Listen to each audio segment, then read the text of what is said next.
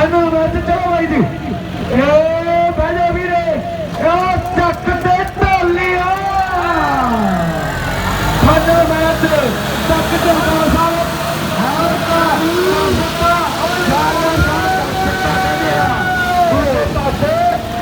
7 फुटा देना अजान सारा ਉਹਦੇ ਸਿੰਘ ਜਾਲਦਾਰ ਕਹਿੰਦੇ ਵੀ ਆਹ ਟਰੈਕਟਰ ਜੇ ਜਿੱਤਦਾ ਤਾਂ 10 ਫੁੱਟਾ ਸੀ ਰੋਟਾਵੇਟਰ ਦਵਾਂਗੇ। ਚਲੋ ਭਾਈ ਕਿਸੇ ਵੀ ਟਰੈਕਟਰ ਤੇ ਕਿਸੇ ਦਾ ਜਦ ਦਿਲ ਆ ਝੰਡੀ ਤੇ ਲਗਾਵਾਂ ਨੇ ਚਮਕਾਰ ਦਿਆਲ ਝੰਡੀ ਤੇ ਆ ਫਾਈਨਲ ਮੈਚ ਆ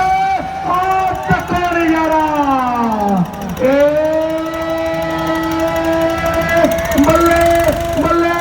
ਬੱਲੇ ਬੱਲੇ ਕਮਾਲ ਹੋ ਗਈ। एक पासे बिशनपुरिया एक पासे बिशनपुरिया दूसरे पासे भाजो भाजो भाई भाजो ग्राउंड किसे ले भाई भाजो ग्राउंड किसे ले लिया ग्राउंड ये पहले लीड हमीदी वाले साडे वीर बल्ले बल्ले रोक रहा बल्ले मित्र हमीदी वाले वीरा बल्लो